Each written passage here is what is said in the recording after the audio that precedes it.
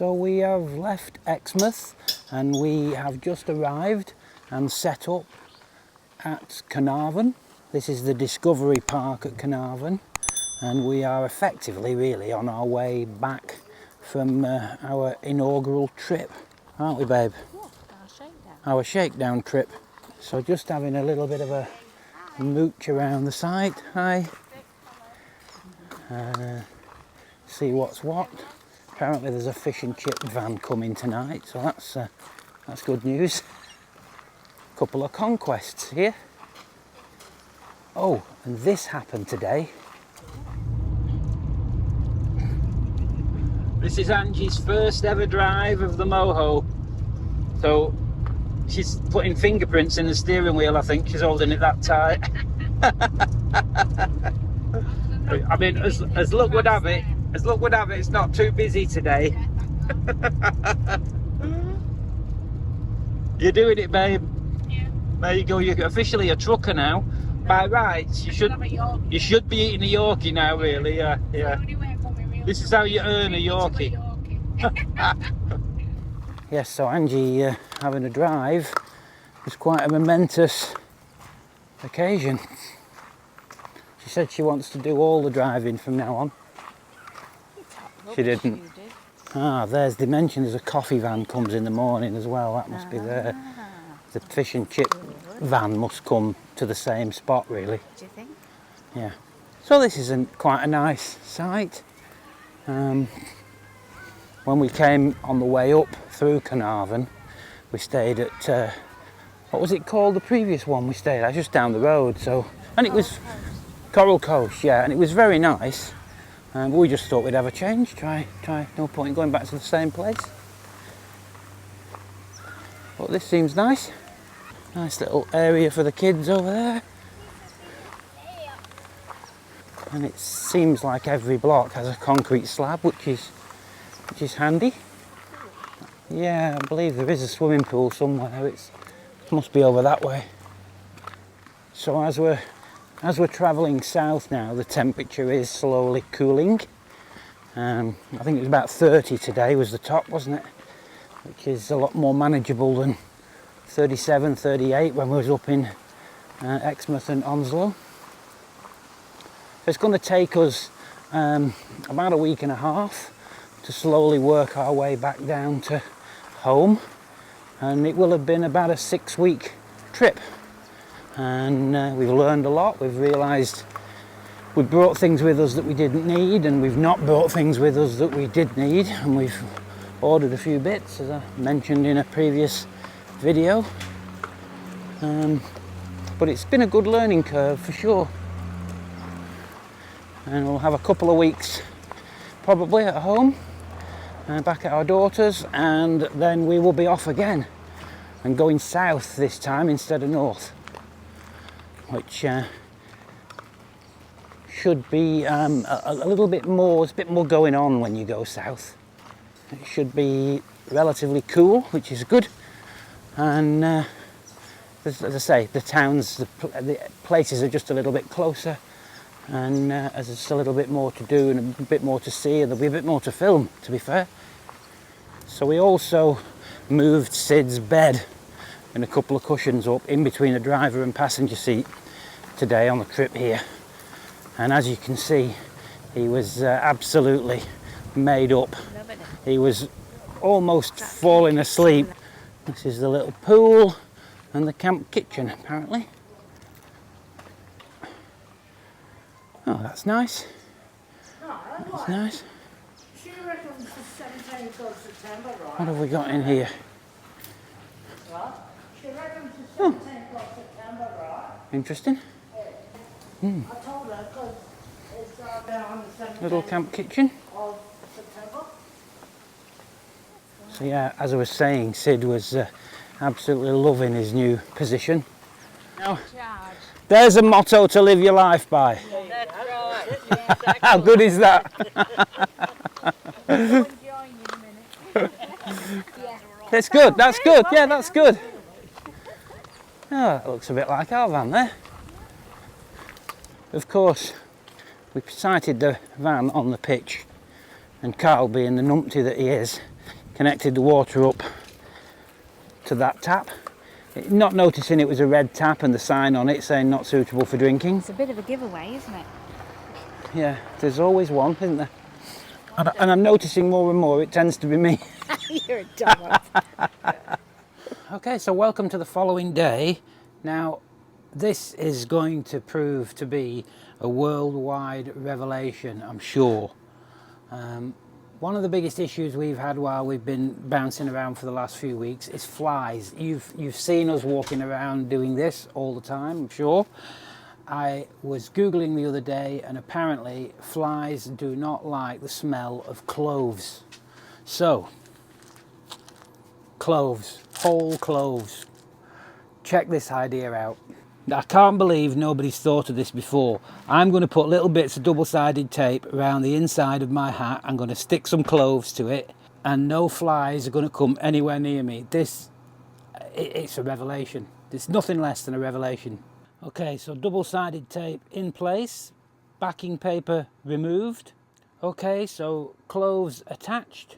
I've put 3 cloves on each piece of sticky tape. So this can't fail. I'm not going to go, this is a prototype, and I'm not going to go into full production straight away. We're going to do some testing now. Sid is prepared and ready to go out into the fly infested Carnarvon. Are you not, Sid? He's ready. He's like a coiled spring, that dog. So here we go. Now, as I thought, I'm completely unaware of the cloves that are protecting me.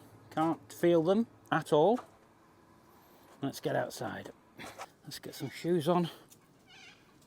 I can smell the cloves. Not an unpleasant smell, actually. It's quite nice. Don't know what it reminds me of, but it reminds me of something. Don't know what it is. But up to press, not a single fly has been anywhere near me. I'm aware of 1 or 2 flies buzzing around, but they've not been near my head. Good boy. Come on, Siddy, let's go.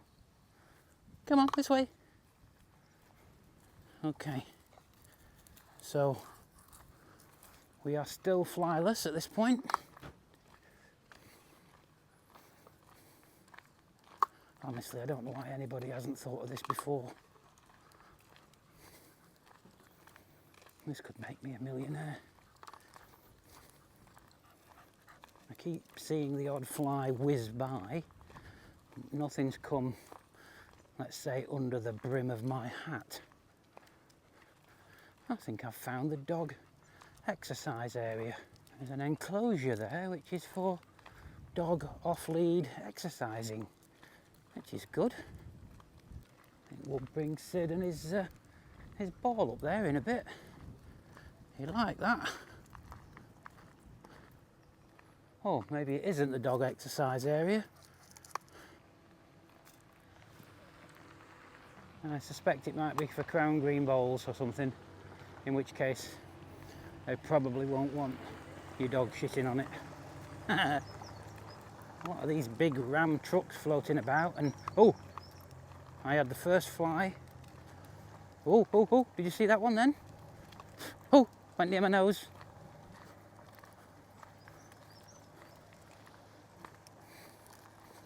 This may not be the storming success I got it down as. There is a fly on my glasses. This is bad news. Oh yes, oh, can you see that? There's flies. Having to shake them off. It's looking very much like it could just be the case that the article on flies hating cloves, maybe I misread it. Maybe it said flies love the smell of cloves. Who knows? This might be the dog exercise area up here. Yeah, this looks a bit more like it. Probably not to be confused with the bowling green. Oh, another fly. Another fly. having flies close to me, I can only assume all the clothes have fell off. Actually, oh shit, I've not brought any bags for the dog. Ball bag. Not got any dumpage bags. Oh, I wonder if there's bags over there. That's a big one too. Right, let's go and find a bag, Sid.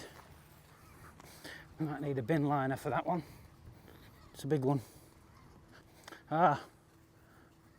So, that isn't the dog off-lead area. This is the dog off-lead area, which is considerably smaller. Now you'd think they'd put doggy dumpage bags here, wouldn't you? Let's have a look. There's flies around here. It's a good test. There's the doggy dumpage bags, and you can't get to them. They're in there, and I can't get to them. Bloody hell! I'm gonna have to come back with a bag to pick that up. It's looking a bit like the fly repellent that was gonna make me a millionaire. It may not. This is quite an impressive setup, and I think it's fair to say the clove hat is a failure. Shame. If you don't try these things, you don't know, do you? Now, I've had another revelation that could be a winner. Maybe the cloves soaked in some water to form a clovey solution, applied via a spray bottle, a bit like aftershave, to your face. Maybe that'd do the trick. Maybe the cloves around the hat rim just isn't an intense enough smell. I suppose as a trial, we could just do the splash the clove water on your face, because I've not got a spray bottle. That would be a test, wouldn't it? Okay, so we have skipped to a couple of days later, haven't we? As far as the fly repellent goes, I did try. The hat was a miserable failure.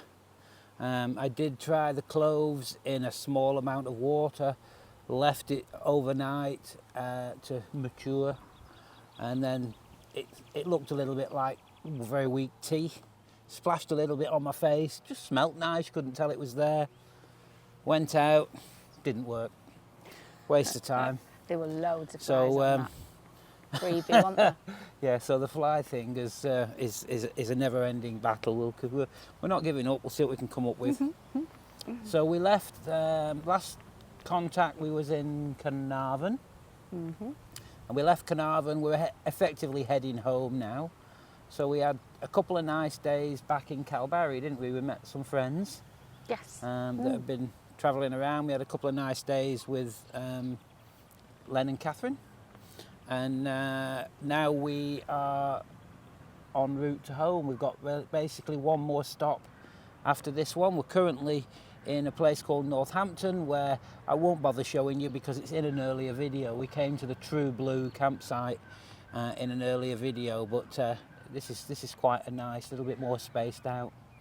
And I think work done at the minute. I think in the last, what we've learned with the last few sites, because this is our inaugural trip, remember, this was the big test, wasn't it? Our shakedown trip, yeah. Excuse the big wagon behind, we're quite near the main road just here. The big caravan sites like the Big Four, the RAC, the G'day Parks, they do squash people in, and a lot of them do, don't they? Yeah, they do. It's a bit much, isn't it? If they're busy, they're tight. If they're not so busy, they're great. But if they're busy, but they're mostly full most of the time. You almost feel like you're in a car park. This morning, as I was just packing the last few things up, the guy that we'd been sat chatting to and his wife last night, he was in a caravan and he was trying to hitch his vehicle up, and he couldn't manoeuvre his car in front of his van because there was so many vans and cars around it, he was really struggling to hook up. We were actually having to ask people to move the vehicles so that he could back up to the front of his van to leave. So That's it's harsh, it's isn't a bit much, isn't it? And one was in that second one in Onslow. The guy was pretty much going into somebody's tent to reverse in, wasn't he? Because it was so narrow, the road. Unfortunately, like the world over, it's all about money. They are businesses and they're squishing people in. The little privately owned sites like this one, in fact, just hold that. It's a lot more open here. Let me just spin the camera around. So this one has currently got hardly anyone in at the minute because they've been redoing that road today. So he's had a load of, hence this wagon that's just coming into shot now. But as you can see, these sites are a little bit more spread out and it's just a little bit more pleasant. You are effectively, you sort of feel a little bit more like you're in the country. You can tell that with the flies.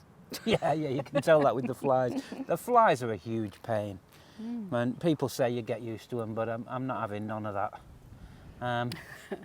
Well, you get used to them if you're brought up with them, don't you, I suppose? The one revelation we have had in the last couple of days is we tried, oh, Sid is dangerously close to the camera. Come away, Sid. Come away.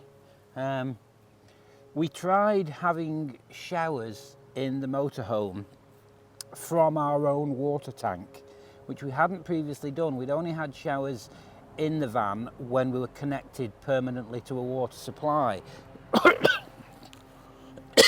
Right, there you go. You swallow one. Just swallowed a fly. Ugh. You never...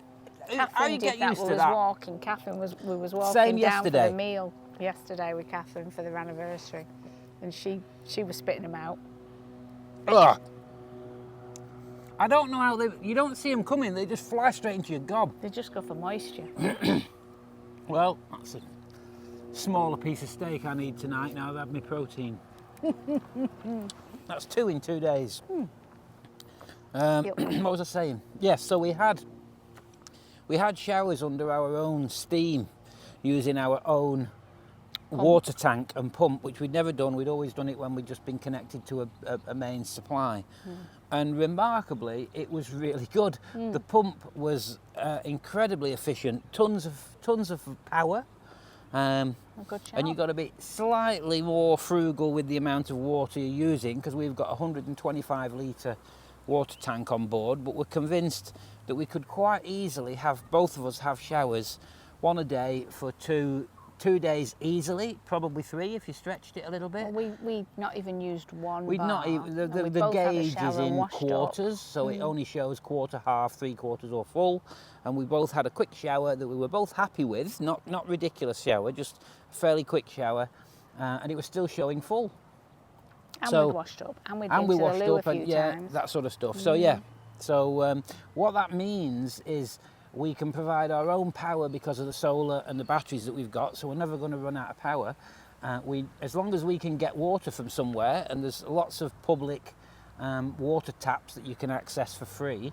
So essentially, if we could just keep hopping from tap to tap and filling our tank up as and when, the only other thing we need is a public dump point to empty the toilet every day, maybe 2. Could squeeze 2 days maybe out the toilet. It's just if it's very hot and you've got to put the... Yep. So with the gas that we're carrying, the solar that we can create, the generator that we've got, and the only thing that we realistically need is somewhere to empty the toilet and water.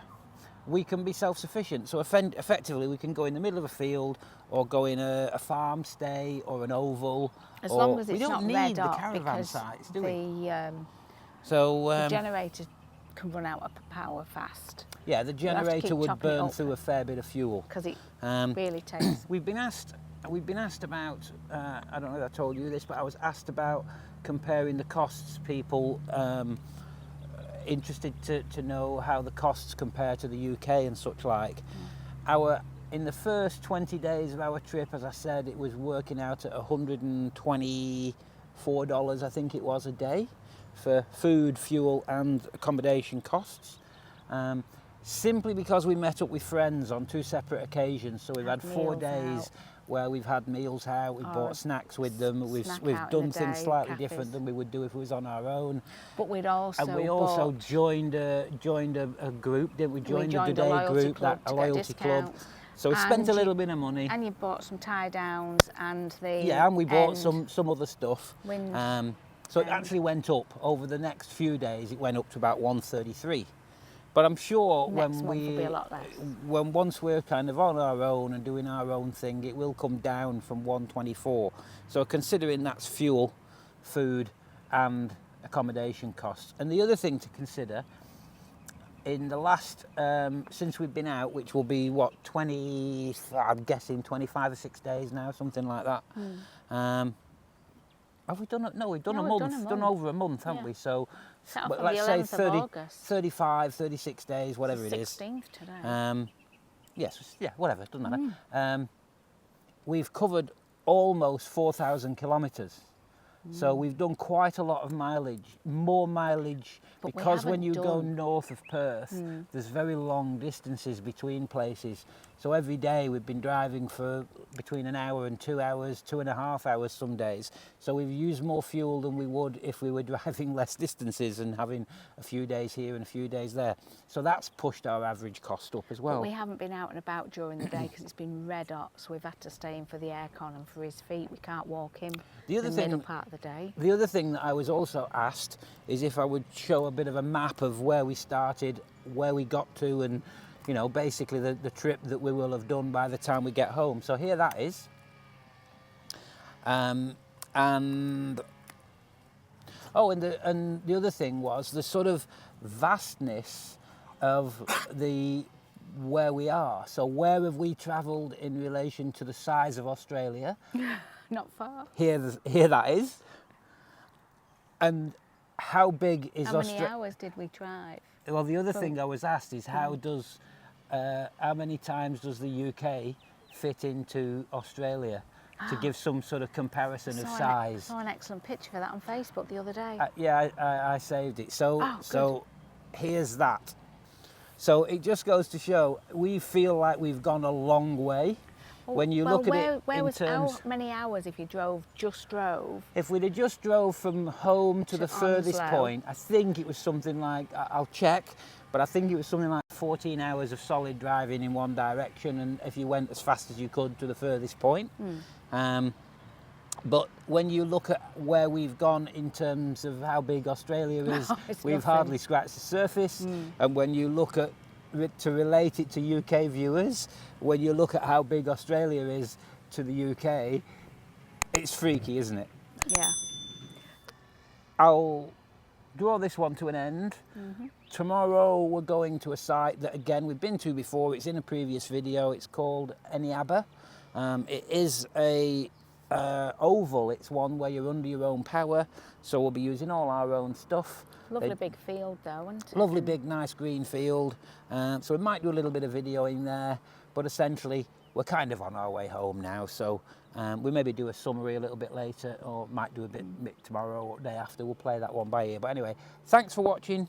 Hope this has been of some interest, and we will see you again soon with episode 8. Bye for now. Bye.